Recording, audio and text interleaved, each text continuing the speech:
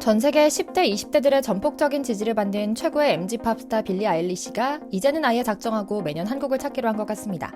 심지어 대단히 단발성 콘서트로 소위 한철 장사를 하러 오는 것이 아니라 신규 앨범 프로모션을 위해 미국에서 하는 것과 똑같이 이런저런 방송에 출연하고 한국 가수나 방송인들과 소통하는 알찬 일정을 짰다고 하는데요. 문화의 힘이 가진 저력을 말할 때 흔히 드는 예시가 있습니다. 1980년대 일본이 세계 2위 경제 대국이던 시절 도쿄의 땅을 다 팔면 미국 땅을 살 수 있다는 말도 있었는데요. 이때 경제력을 바탕으로 일본은 영화와 음악 산업에 엄청난 투자를 했습니다. 그래서 1990년대 영화에는 일본인 캐릭터가 심심찮게 등장하고 초밥집이 미국 곳곳에 생기며 고급 음식이라는 이미지가 생겼죠. 이때를 경험한 인물들이 30, 40대를 보내던 2000년대 이후에도 이런 일본의 후광이 살아있었고요. 지금은 바로 우리 한국의 시대가 왔습니다. 그리고 지금 한국 문화의 저력은 40년 전 일본하고는 차원이 다른 수준입니다. 한국어 콘텐츠를 보고 듣고 읽으며 한국 음식을 일상생활 속에서 즐기거든요. 그리고 자연스레 한국 문화와 역사에 대한 인식이 깊어지죠. 여기 빌리 아일리시 또한 이런 K컬처 세대의 대표주자입니다. 수년 전 일본에서 콘서트를 진행할 때 불쾌한 부탁을 받았던 것을 단칼에 거절하고 곧바로 한국을 찾아 일명 태극기 퍼포먼스를 펼친 최초의 팝스타기도 하고요.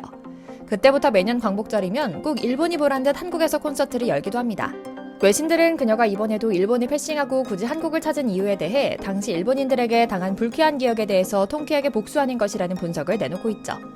오늘은 헐리우드 배우들이 방안에 쇼를 펼치던 유행이 지나가고 남은 진짜 백의 친한 팝스타들의 이야기, 특히 일본을 찌인하게 겪은 뒤 손절한 일화들을 전해드리려고 합니다. 먼저 잠시 저희 광화문 브리핑 구독 설정도 부탁드리고요. 빌리 아일리시는 등장과 동시에 스타덤에 오른 천재형 아티스트입니다. 신인 여성 가수로서 39년 만에 그래미 종합 부문 4개 상을 휩쓰며 전 세계 음악계를 접수해버렸죠. 그녀를 세계적 가수의 반열에 올린 히트곡은 배드가이라는 곡인데요. 무려 38주간 빌보드 차트 안에 들었고 그중에 상당 시간 동안 1위를 차지하고 있었죠. 38주 믿어지시나요? 9개월이 넘는 시간인데요. 사실 저희가 보기에는 파격적인 뮤직비디오 컨셉과 독특한 패션 등은 다소 기괴해 보이는 부분이 있는 것도 사실입니다. 하지만 그녀는 MZ세대의 대표주자답게 이게 바로 나 자체다라는 것을 알리는 당당함으로 승부했고 이런 그녀의 매력은 전 세계 팬들을 매료시킨 강점이 됐는데요.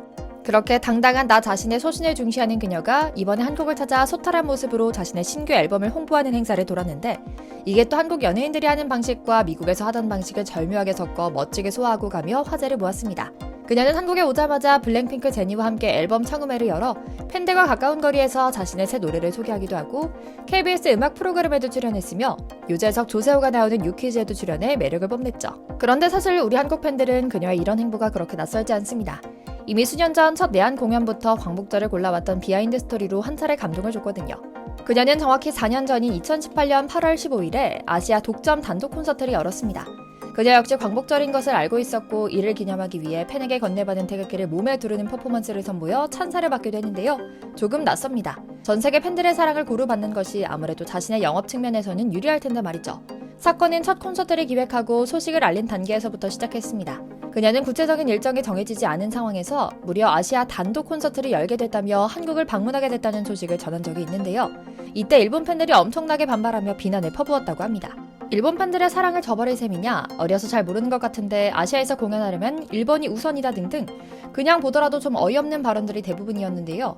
우리의 소신 있는 빌리는 이런 어이없는 집단 행동을 그냥 좌시하지 않았죠.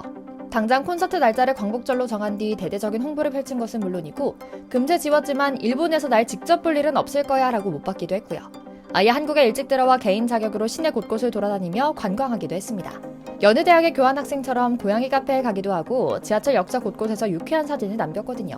심지어는 앞서 말씀드린 것처럼 공연장에서 태극기를 두르고 광복절을 기리는 퍼포먼스로 일본 팬들의 황당한 집단 행동에 대해 제대로 복수하기도 했죠. 올해도 어김없이 광복절에 한국을 찾는 그녀는 첫 내한 때보다 훨씬 크고 영향력 있는 팝스타가 됐습니다. 팬데믹 이후 열린 첫 팝스타 공연인 만큼 또 한국을 존중하고 사랑하는 그녀가 찾는 두 번째 공연인 만큼 이번에는 어떤 모습을 보여줄지 기대되는데요. 놀랍게도 이처럼 일본에서의 불쾌한 경험을 통해 한국에 대한 이해도를 높이며 한국과 인연을 쌓아가며 친한파가 된 서양인은 그녀가 처음은 아닙니다.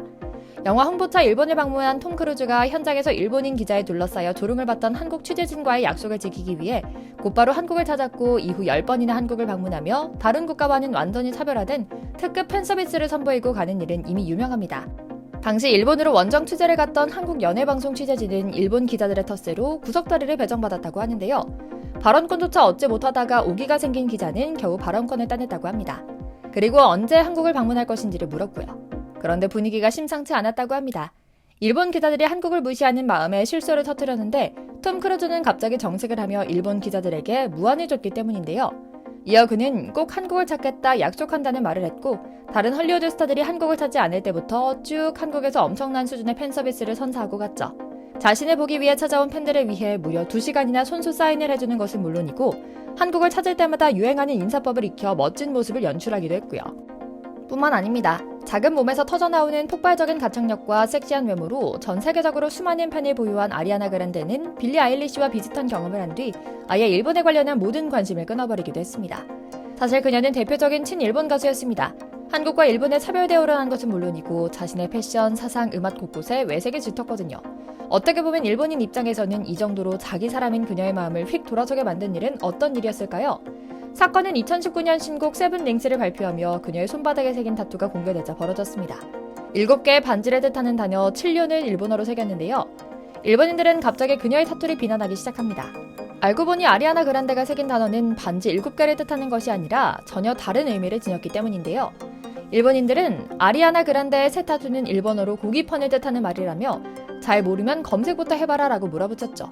자신이 팬이라던 일본인들은 집단으로 그녀를 조롱하기에 바빴고요. 이는 그녀에게 굉장한 충격이었던 것 같습니다. 평소에 일본을 향해 아낌없는 사랑을 드러냈던 그녀가 의도치 않은 일로 일본인들의 집단 비난을 받자 금세 무너지고 말았거든요. 일본을 손절하겠다는 듯도 밝힙니다. 일본어 레슨을 받는 건 즐거웠고 일본에서 언젠가 살아보고 싶다고 생각했지만 이젠 됐어 안녕이라고 말이죠. 당연히 그 뒤로는 다시는 일본과 관련된 것들은 쳐다도 보지 않고 일본 콘서트도 열지 않고 있고요. 반면 한국 팬의 따뜻한 제스처에 감동한 뒤 그 추억을 잊지 않는 스타도 있습니다. 바로 크리스마스의 여왕인 머라이어 캐리인데요. 머라이어 캐리는 최근 아주 오래전 팬미팅차 한국을 방문했다가 받았던 한 티셔츠 선물의 근황을 공개했습니다. 당시 머라이어 캐리는 아이를 갖고 싶어 했다고 하는데요. 한 한국 팬이 이 소식을 듣고 I love 맘이라는 글귀와 함께 머라이어 캐리를 형상화한 캐릭터를 프린팅한 전 세계 하나뿐인 선물을 제작해 건넸다고 합니다. 그런데 5년이 지난 뒤 뜬금없이 머라이어 캐리의 딸이 이 티셔츠를 입고 애교 부리고 있는 사진이 올라왔습니다. 무려 그녀가 티셔츠를 잘 간직하고 있다가 이 옷이 자신의 딸에게 가장 잘 맞을 때까지 기다렸다가 입히고 인증샷을 올렸던 것이었고요. 이처럼 한국과 인연을 맺어간 이들은 기본적으로 따뜻하고 정의감 있는 사람들이 대부분이었습니다. 그렇다 보니 한국인의 정에 따뜻하게 반응했고 우리는 이에 더 사랑을 얹어줬고요. 일본인들의 무리하고 당황스러운 질문과 요구는 한두 번이 아니었습니다. 날이 갈수록 의식 있는 해외 스타들을 중심으로 이런 인식이 확산되는 것 같고요. 앞으로 한국을 찾을 수많은 스타들은 이제 더 이상 한국을 머나먼 동양의 일본 옆 낯선 나라로 여기지 않는 것 같습니다. 이들이 한국을 찾았을 때 톰 크루즈 등 선배들이 그랬듯 한국인 고유의 따뜻한 정, 멋진 시민의식과 치안 수준 등 한국의 매력을 듬뿍 느끼고 가길 기원하며 오늘 영상 마치겠습니다. 저희 광화문 브리핑 구독, 좋아요도 부탁드리고요. 오늘도 시청해주셔서 감사합니다.